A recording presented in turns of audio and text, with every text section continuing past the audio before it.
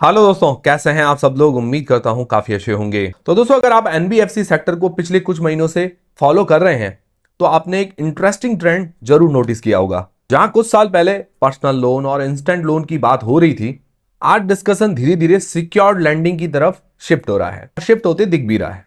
सवाल यह है कि आखिर ऐसा क्यों हो रहा है। क्या आरबीआई रेगुलेशंस इसके पीछे है? क्या लैंडर्स अपनी स्ट्रेटजी बदल रहे हैं? और क्या आने वाले सालों में जो सिक्योर्ड लैंडिंग है इंडियन एनबीएफसी सेक्टर का मेजर ग्रोथ ड्राइवर बन सकती है?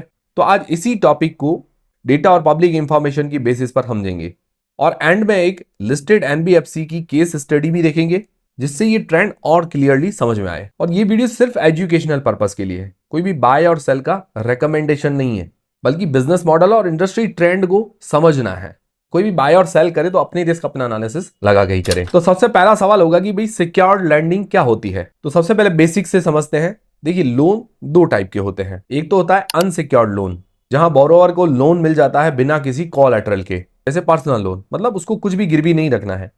दूसरा होता है सिक्योर्ड लोन। लोन के अगेंस्ट लैंडर के पास कुछ एसेट्स होता है, जैसे गोल्ड, प्रॉपर्टी या बिजनेस एसेट, मतलब कुछ गिरवी रखना पड़ता है। इसी वजह से रीपेमेंट रिस्क और रिकवरी प्रोसेस दोनों का प्रोफाइल अलग हो जाता है। और ध्यान रहे, सिक्योर्ड लैंडिंग का मतलब जीरो रिस्क नहीं होता है। भाई हमने कुछ गिरवी रख लिया तो अब कोई टेंशन नहीं, ऐसा नहीं है। अगर मान लो इकोनॉमी स्लो हो जाए, कोलैटरल जो है उसकी वैल्यू गिर जाए और बोरोवर की रीपेमेंट कैपेसिटी वीक हो जाए, सिक्योर्ड लैंडर्स भी इंपैक्ट देख सकते हैं। लेकिन जनरली रिकवरी मैकेनिज्म होने से इनका रिस्क प्रोफाइल अनसिक्योर्ड लैंडिंग से अलग होता है। अब सवाल यह है कि सिक्योर्ड लैंडिंग इतनी डिस्कशन के अंदर क्यों है। पिछले कुछ सालों में अनसिक्योर्ड रिटेल लैंडिंग काफी तेजी से बढ़ी, लेकिन बढ़ते क्रेडिट स्ट्रेस को देखते हुए आरबीआई ने अनसिक्योर्ड लैंडिंग के लिए रेगुलेटरी फ्रेमवर्क को और प्रूडेंट बनाया। इसके बाद लैंडर्स ने अपने पोर्टफोलियो को और बैलेंस करना शुरू किया। इसी वजह से आज कई एनबीएफसी और बैंक्स कोलेटरल बैक्ड लैंडिंग पर ज्यादा फोकस करते नजर आ रहे हैं। ये सिर्फ कंपनी का ट्रेंड नहीं, बल्कि पूरी इंडस्ट्री में देखने को मिल रहा है। अब आपका सवाल होगा कि कौन कौन से एनबीएफसी इस स्पेस में है। अगर इंडिया के सिक्योर्ड लैंडिंग के इकोसिस्टम को देखें तो हर कंपनी का अपना फोकस है।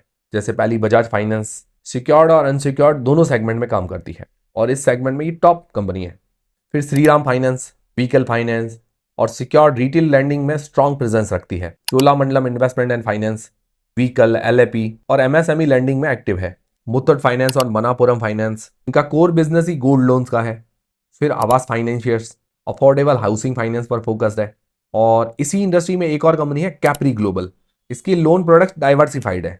इसकी थोड़ी और डिटेल्स ले लेते हैं। जैसा मैंने आपको कहा था कि एक एनबीएफसी की हम डिटेल लेंगे, तो कैप्री ग्लोबल का अगर बिजनेस मॉडल देखें तो कैप्री ग्लोबल कैपिटल एक रिटेल फोकस्ड एनबीएफसी है। कंपनी का फोकस सिक्योर्ड लैंडिंग पर है। इनके मेजर बिजनेस सेगमेंट हैं जैसे gold loans, affordable housing finance, MSME loans और कंस्ट्रक्शन फाइनेंस। कंपनी प्राइमरीली अगर देखें तो टीयर 2, टीयर 3 और सेमी अर्बन जो सिटीज हैं वहां पर एक्सपेंड कर रही है। अगर इसके रीसेंट फाइनेंशियल परफॉर्मेंस देखें, पब्लिक फाइनेंशियल नंबर अवेलेबल है वो देखते हैं। जैसे Q4 FY26 तक कंपनी का टोटल जो एसेट अंडर मैनेजमेंट है 36,623 करोड़ रुपए। ईयर ऑन ईयर बेसिस पर अगर एयूएम की ग्रोथ देखें तो लगभग 60% के आसपास रही। FY22 से FY25 के बीच कंपनी ने लगभग 51% एयूएम CAGR रिपोर्ट किया और प्रॉफिटेबिलिटी में भी ग्रोथ देखने को मिली। लेकिन किसी भी फाइनेंशियल इंस्टीट्यूशन को एवेल्युएट करते वक्त सिर्फ प्रॉफिट को देखना काफी नहीं होता है।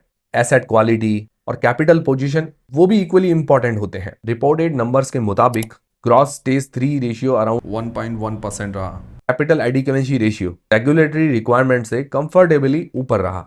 ये इंडिकेटर्स कंपनी की करंट फाइनेंशियल पोजीशन को समझाने में मदद करते हैं, लेकिन फ्यूचर परफॉर्मेंस की ये गारंटी नहीं होते हैं। इनके अगर लोन बुक का ब्रेकडाउन अगर देखें कि भाई इनकी लोन बुक किस तरह से डाइवर्सिफाइड है, तो हाउसिंग फाइनेंस का year on year AUM 43% increase हुआ है। गोल्ड लोन्स का year on year AUM growth around 111%, MSME lending करीबन 43% और कंस्ट्रक्शन फाइनेंस का लगभग ईयर ऑन ईयर 38% इंक्रीज हुआ है। और बाकी हिस्सा दूसरे रिटेल प्रोडक्ट्स का है। यानी कंपनी किसी एक प्रोडक्ट पर कंप्लीटली डिपेंडेंट नहीं है। Diversified loan book risk management के पर्सपेक्टिव से काफी इंपॉर्टेंट फैक्टर माना जाता है। अब देखते हैं कि किस सेगमेंट में इसको ज्यादा ग्रोथ देखने को मिली है। तो गोल्ड लोन के पोर्टफोलियो ने रिसेंट पीरियड में सबसे ज्यादा एक्सपेंशन दिखाया है। अफोर्डेबल हाउसिंग फाइनेंस के बिजनेस में भी हेल्दी ग्रोथ रिपोर्ट हुई है और एमएसएमई लैंडिंग भी कंपनी के इंपॉर्टेंट वर्टिकल्स में से एक बनी हुई है। कंस्ट्रक्शन फाइनेंस का कंट्रीब्यूशन कंपैरेटिवली स्मॉलर है, लेकिन ओवरऑल पोर्टफोलियो का एक इंपॉर्टेंट हिस्सा है। डिफरेंट लोन प्रोडक्ट्स का कॉम्बिनेशन कंपनी को मल्टीपल कस्टमर सेगमेंट सर्व करने का मौका देता है। और रिटेल लैंडिंग में सिर्फ डिजिटल ऐप ही कुछ नहीं होता, फिजिकल डिस्ट्रीब्यूशन भी इंपॉर्टेंट रोल प्ले करता है। कैपरी ग्लोबल का अगर ब्रांच नेटवर्क देखें तो 1400 से ज्यादा लोकेशंस पर ब्रांच नेटवर्क जो है एक्सपेंड हो चुका है। ये network customer acquisition, documentation, servicing को सपोर्ट करता है। और साथ ही कंपनी टेक्नोलॉजी और एनालिटिक्स का भी यूज करती है ताकि लैंडिंग प्रोसेस को एफिशिएंट बनाया जा सके। लेकिन देखिए, सिर्फ ग्रोथ देखना काफी नहीं होता है। हर एनबीएफसी के सामने कुछ कॉमन रिस्क भी होते हैं, वो रिस्क देखना भी काफी जरूरी है। जैसे फंडिंग कॉस्ट बढ़ सकती है, कंपटीशन और अग्रेसिव हो सकता है, इकोनॉमिक स्लोडाउन क्रेडिट डिमांड को और इफेक्ट कर सकते हैं, और अगर एसेट क्वालिटी खराब होती है तो प्रॉफिटेबिलिटी पर प्रेशर आ सकता है। इसीलिए किसी भी लैंडिंग कंपनी को एनालिसिस करते वक्त एयूएम ग्रोथ के साथ साथ gross NPA, capital adequacy, funding profile और रिस्क मैनेजमेंट को भी देखना जरूरी है। ओवरऑल कंक्लूजन देखिए तो देखिए, बॉटम लाइन सिंपल है।